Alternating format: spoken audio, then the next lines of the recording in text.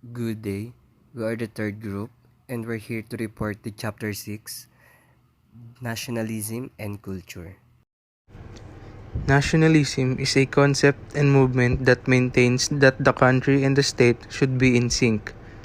Nationalism as a movement seeks to support the interests of a single nation, particularly with the goal of attaining and preserving sovereignty over one's homeland in order to form a nation state.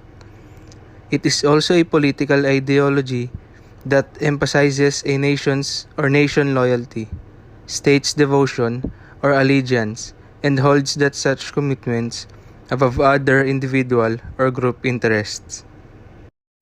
Conceptions of nationalism. Nationalism is an idea that holds many nation states together. It conceives of the world as being divided into nations, group of people with shared identity and loyalty. It can be rooted in common culture, race, ethnicity, language, religion, or history. Nationalism is also conceptualized as ideology, as politics, and as sentiments. In short, nationalism as a political ideology uses the idea of nation to achieve political goals and may be the most potent ideology in existence. We should also be reminded that ideology is a contested concept, meaning it is a term that can be defined as different things. Nationalism as sentiments can happen if it shapes people's sense of identity. It can also be defined as the feeling of anger aroused by the violation of the principle or the feeling of satisfaction aroused by its fulfillment. Nationalism as politics, however, can happen if nationalism is taken up by movements able to form nation states. Religious and cultural symbols, respectively, the basic and often complex artistic forms and gestures used as a kind of key to convey religious concepts and visual, auditory, and kinetic representations of religious ideas and events. Symbolism and iconography have been utilized by all the religions of the world. Since the 20th century, some scholars have stressed the symbolical character of religion over attempts to present religion rationally. The symbolic aspect of religion is even considered by some scholars of psychology and mythology to be the main characteristics of religious expression. Scholars of comparative religions, ethnologies, and psychologies have gathered and interpreted a great abundance of material on the symbolical aspects of religion, especially in relation to Eastern and local religions. In recent Christian theology, liturgical practices, and another revaluation of religious symbolical elements has occurred. Okay, now, so let's talk about culture. Culture has been called the way of life for an entire society.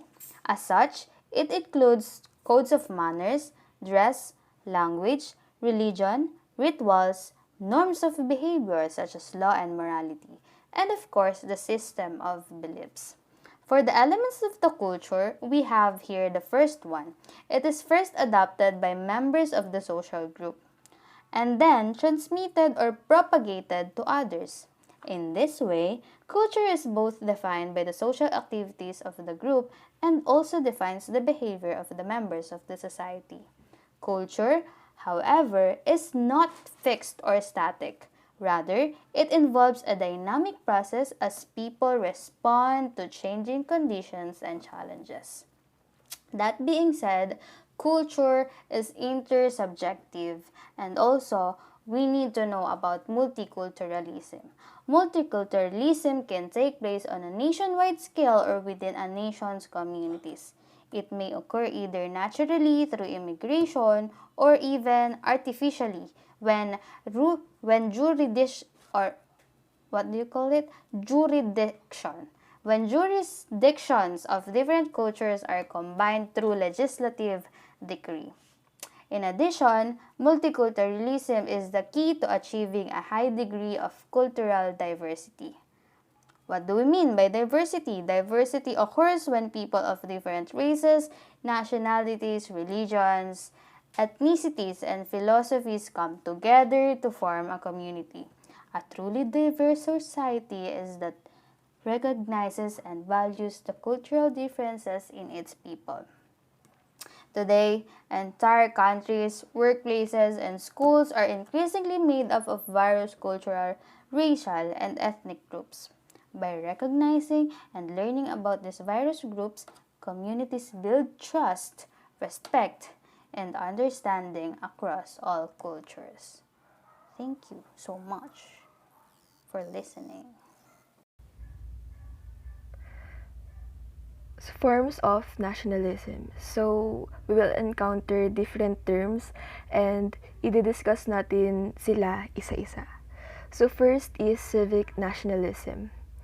You've probably heard the term nation. You've probably even heard of nationalism. But civic nationalism, how does nationalism become civic? So we know that nationalism is the shared sense of community that defines the people of a nation. The question is, what makes you a member of that nation, and how does your identity reflect that? There are actually multiple ways to define this. One of the big ones today is civic nationalism, which in the simplest terms defines the sense of belonging through citizenship and political equality. You're a member of the nation because you are a citizen of the nation state. So next is ethnic nationalism. The nation is created by a shared ethnic and or cultural identity. Basically, people with common language, religion, customs, and cultural traditions are united through their commonalities and form a nation. That nation is the basis for the state, the political structure, and borders. This means that in ethnic nationalism, the government must identify with a single ethnic group and be seen as representative of them. Next is elite or masses.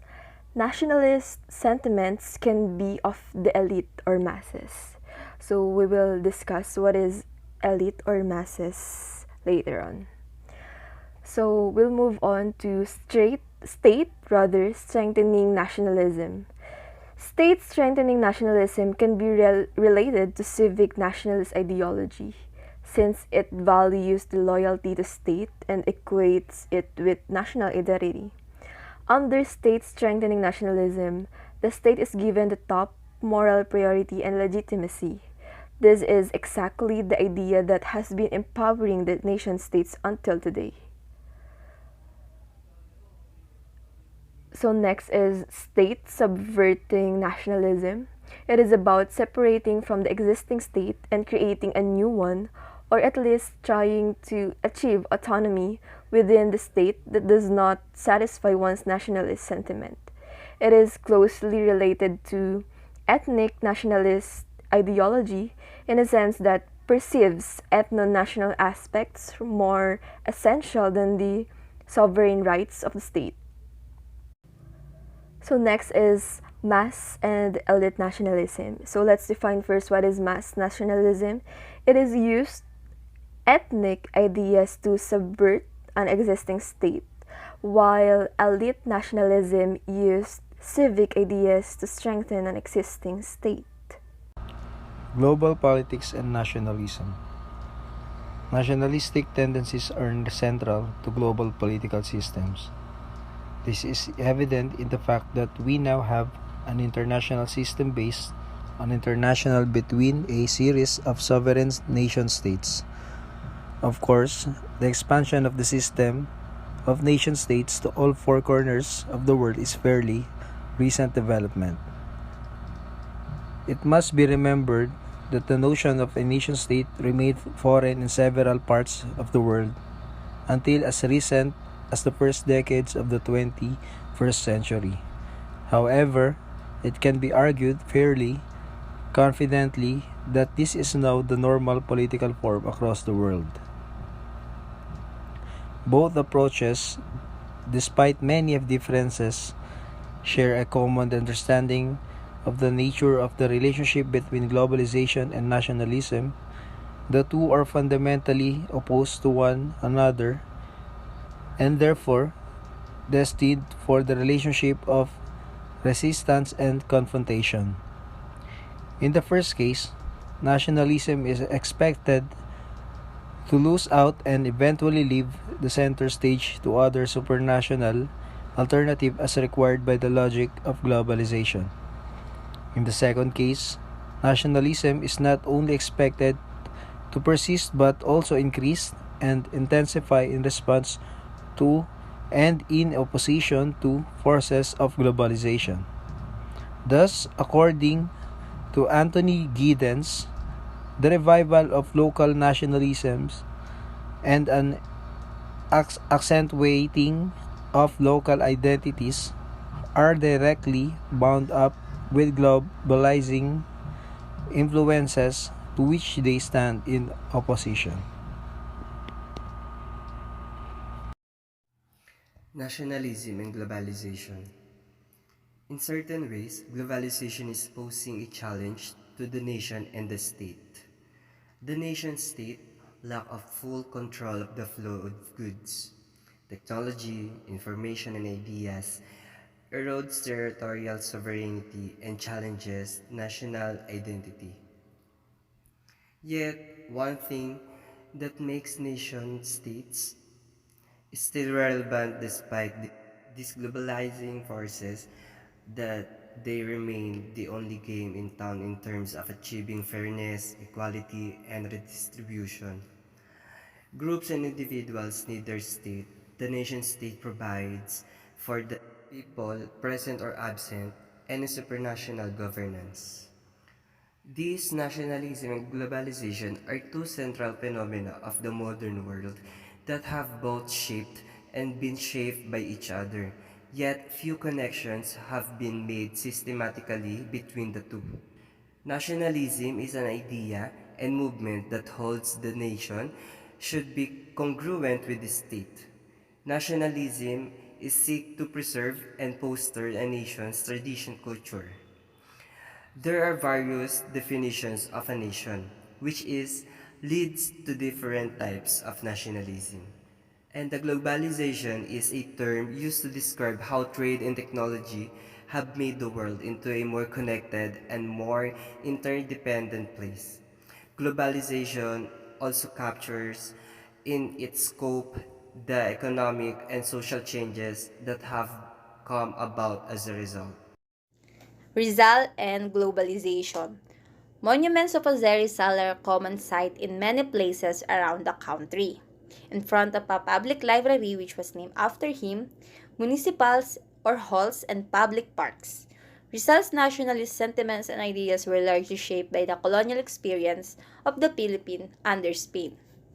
Nationalism was introduced to Rizal and other Filipino patriots through European contacts. It became a driving force in the struggle for national identity and the birth of the Filipino nation. So, yung mga monumento ni Rizal, makikita natin siya sa iba't ibang parte ng ating bansa. Tulad na lamang sa mga public library na pinangalan sa kanya, sa municipal or sa halls, and pati na rin sa mga public parks. So, Rizal's nationalist sentiments and ideas were heavily influenced by the Philippines' colonial experience under Spain. So, through European contacts, Rizal's and other Filipino patriots were introduced to nationalism nga. So, si Jose Rizal, binansagan siya as the father of Filipino nationalism and the first Filipino nationalist. Hindi dahil he helped establish an independent Philippine state. Well, in fact, he specifically and explicitly denounced the 1896 revolution against Spain. Pero yung pinaka-main reason talaga kung bakit siya binansagang father of Filipino nationalism or first Filipino nationalist is dahil he was instrumental in the creation of the conceptualization of Filipino as ethno-political collective or as a people, or in the language of nationalism, the people. So, in other words, si Rizal, he was acclaimed the father of Philippine nationalism for his intellectual and idealistic support for Philippine independence. So his novel awakened Philippine nationalism, most of his writings, like his essays and editorials centered on individual rights and freedom, specifically sa ating mga Pilipino. So Jose Rizal was the first to conceive of all the peoples of the archipelago as one grand union transcending tribe, ethnicity, religion, language, culture, or tinatawag na ang sambayan ng Pilipino or One Filipino Nation. So, Sir Rizal and his generation of heroes gave our 7,107 islands scattered on the South China Sea between Taiwan and Borneo the sense of being one. And that's all. Thank you.